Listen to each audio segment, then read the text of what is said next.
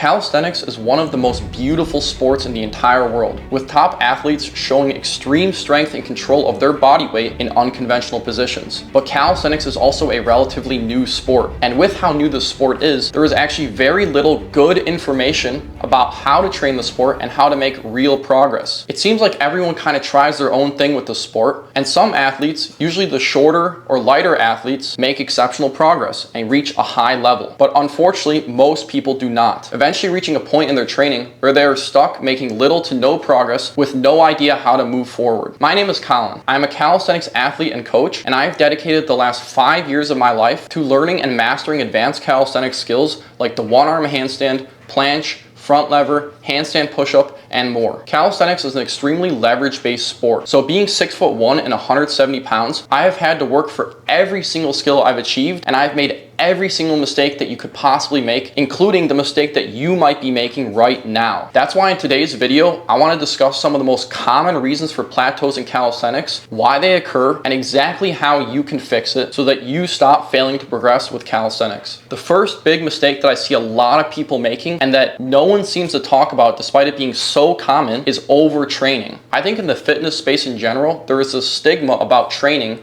in which if you don't go to failure with every single set, if you take it easy on some days, you're somehow weak, or you somehow don't want it as much as the person that's going to failure every single day. I know personally from watching bodybuilders online who are taking steroids and who are training for mass and train to failure every single day, this can be extremely misleading, especially for a sport like calisthenics. Calisthenics is not weightlifting, okay? Calisthenics is much more intense. I would compare it more to powerlifting than to bodybuilding or weightlifting. Skills like the planche and front lever take a lot of effort from the body, and it is extremely easy to overtrain them. Much easier than it is to overtrain when you're doing something like bodybuilding and using machines. And so if you are going over the total threshold that your body can endure each week, you are not going to make progress, okay? You're going to get injured, you're going to be stuck at the exact same point, and this is what a lot of people do, but I don't hear anyone talking about it. People only talk about training more, they never talk about training less to make more progress. I think the reason that this is such a common issue in calisthenics is because when you're scrolling on Instagram or you're looking at a YouTube video of these top athletes like Levon, for example, you see this guy on straight bar doing 10 sets of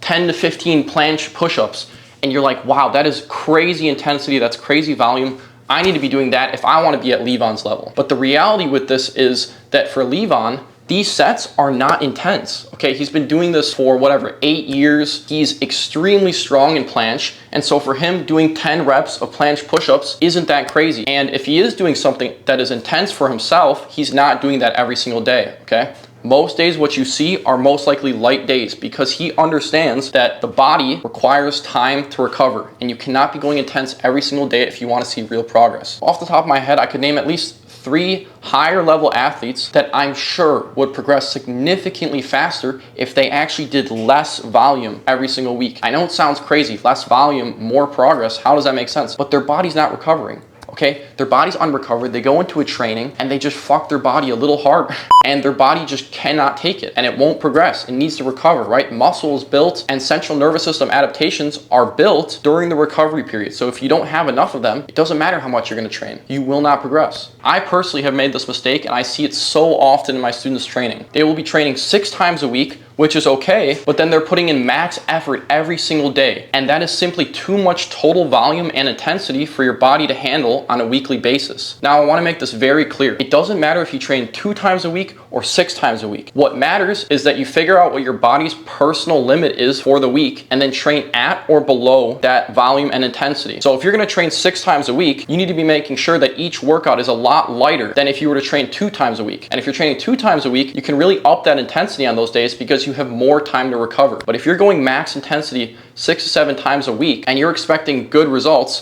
you're gonna get injured, you're gonna stop making progress, your body's gonna feel like shit, and there is nothing good that comes from it. The second most common mistake that I see a lot of people make comes in 2 parts. It's either only focusing on bad form with no good form sets, or only focusing on high volume good form without doing anything bad form at a more difficult progression. The thing with calisthenics is you cannot just train bad form and you cannot just train good form. If you only train bad form of a progression that's too difficult for you right now, for example in planche, if you're at an advanced tuck and you go into straddle and you have a shit form straddle, this can be useful because you want your body to go to that next level and feel that strain sometimes, right? You can't just stay at an easy progression forever until you have 50 seconds of volume. But if you are only spending time in whatever progression is extremely difficult for you, one, you're probably overtraining. Two, you build bad habits with bad form. And three, you never build volume in good form, which allows you to hold the movement for longer, right? You don't want to just be training sets that are 4 to 5 seconds long. Now, on the other hand, like I said before, if you're just training an easy progression and building time in it, like if you're in tuck planche and you're going to build a minute of hold time before you move on to advanced tuck or straddle, you're going to progress slow as well because your body needs to experience that next level of difficulty at some point, right? You cannot expect to get a straddle planche by holding a tuck planche for a minute. It's not going to get you the straddle planche because your body does not understand the increased leverage and it's a different position, right?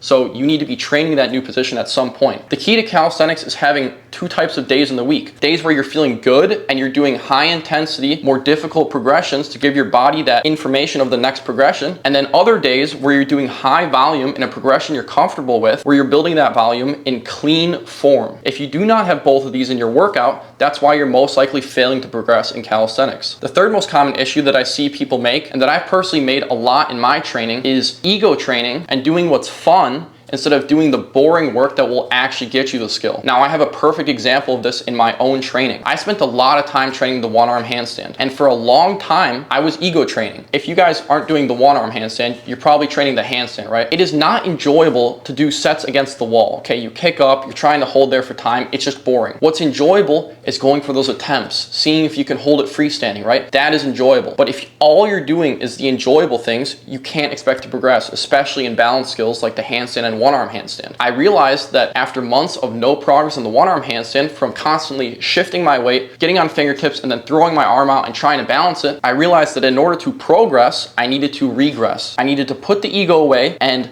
shift to one arm, hold that position, shift back. Shift to one arm, hold that position, shift back. Once I was able to do that 4 to 5 times, my holds got so much more consistent. And that only took about 2 weeks of doing those drills to significantly improve my hold times. This applies to any other skill as well, handstand, planche. You guys cannot just be doing what is fun. You have to do the boring work because the boring work is what gives the good results. So if you think about your training, be honest with yourself. Is there something you could be doing in your training that you know you should be doing, but that you kind of get to the gym and you're like, I don't feel like this right now. I kind of want to go intense, right? Not only will this slow your progress down, it will probably cause you to be overtraining because a lot of the times the fun things are also the more intense things. And like I said, you can't be doing that every day if you expect to make real progress. And the fourth and last issue that I see a lot of people make is failing to understand the fundamentals of the movement they're trying to train. For this one, I'm going to use planche as an example. In planche, you have to understand the activation and the cues if you want to learn the skill fast and if you want to learn it with good form. There are plenty of people out there that eventually learn the full planche, but when they get it, their arms are not locked, they're bent, they're turned in, they're retracted. It just looks like shit. Okay, this is not the calisthenics movement. If you learn that, that's not a planche, not in my book, okay? If you don't understand that you need to lock out your arms, you need to be protracted and depressed, right?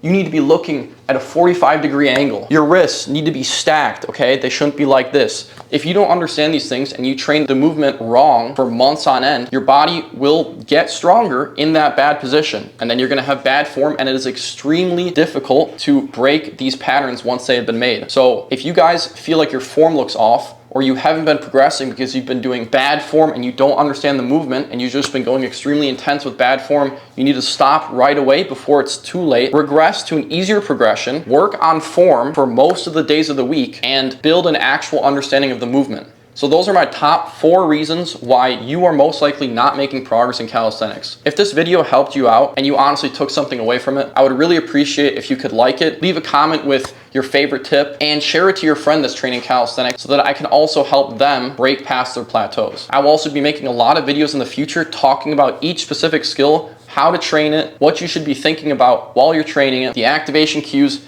and much more. So if you guys are excited to see that and want to learn how to make real progress in calisthenics, hit that subscribe button so you don't miss out on future videos.